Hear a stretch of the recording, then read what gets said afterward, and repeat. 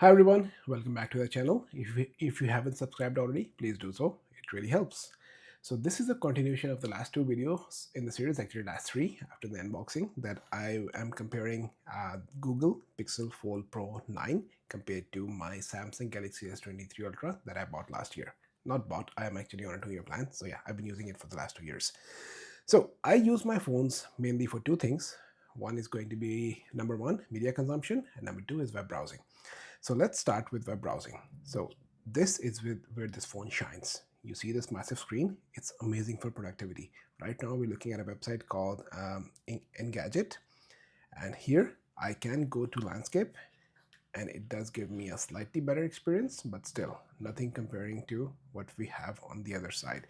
I can read so much things in one go. The screen is so big, it can fit so much. By the way, both of these phones are set to a request desktop site from the server. So you can see desktop site here, and you can see desktop site checkmark right here. So that's where this wins. If you need to review big documents, if you need to read a lot of do a lot of reading, this comes into its own, and it's absolutely gorgeous. Trying to browse stuff, you can still feel the seam here when your finger goes over it, but it's not a big deal. It's not a deal breaker, not for me at least. All right, so that is one side of web browsing. Now let's take a look at the next thing that I use my phones for, and that's going to be media consumption.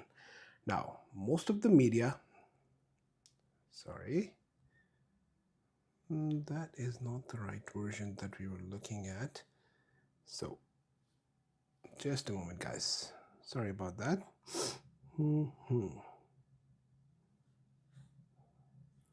I have the same picture here that I edited yesterday to make it into a 16 by 9.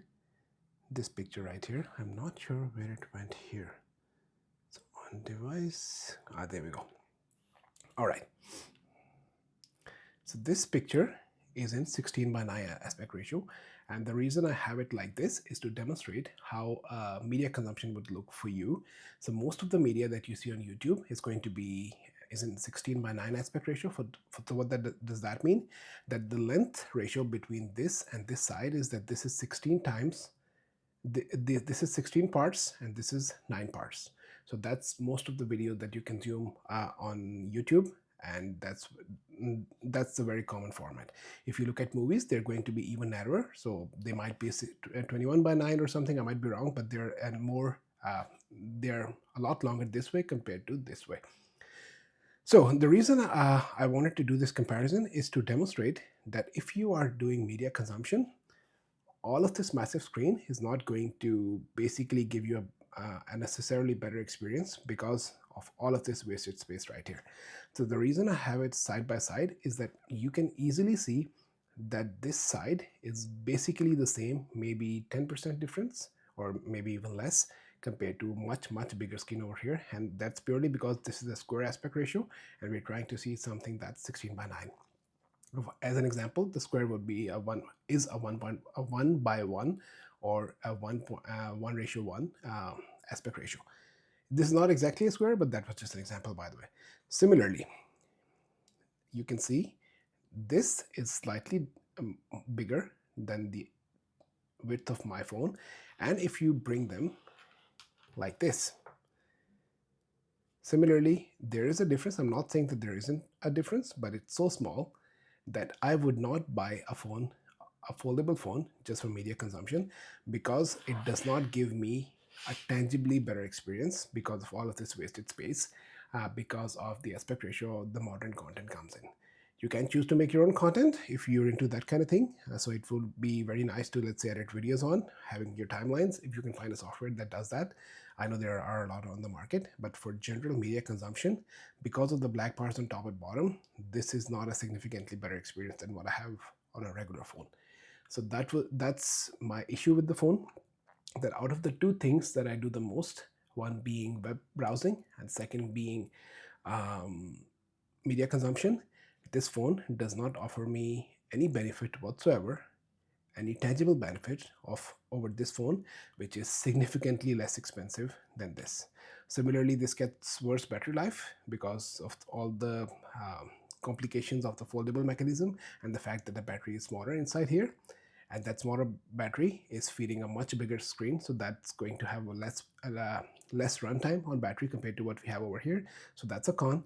The cameras, at least for me, in my very untrained opinion, are better for my taste over here compared to here. So I do not think this phone is going to be a good replacement for this phone when the time comes next year. So I will probably end up going with the S23 Ultra. That would be probably announced somewhere in Jan or Feb of 2025. So guys, I just wanted to share my selection process with you, my thoughts along the way. You can call me a Samsung fanboy, and I'm okay with that. I've been using their phones for a long time, and I happen to like their software. You can call it bloated, whatever you might want to call it, but I would rather like to have the option of being able to do something than not having the option at all. So that's me. Those were my very initial impressions of this phone. So in Canada, by law, we are allowed to return cell phones up to 15 days from the original purchase. So I think I am going to be returning this Google Pixel 4 Pro 9. As much as I love the hardware, as much as I love the way it looks, especially on the outside, as much as I want to try out the new folding form factor, I do not think that a device made by Google is the way to go for me. I hope to be able to try the OnePlus Fold and see how that works out for me.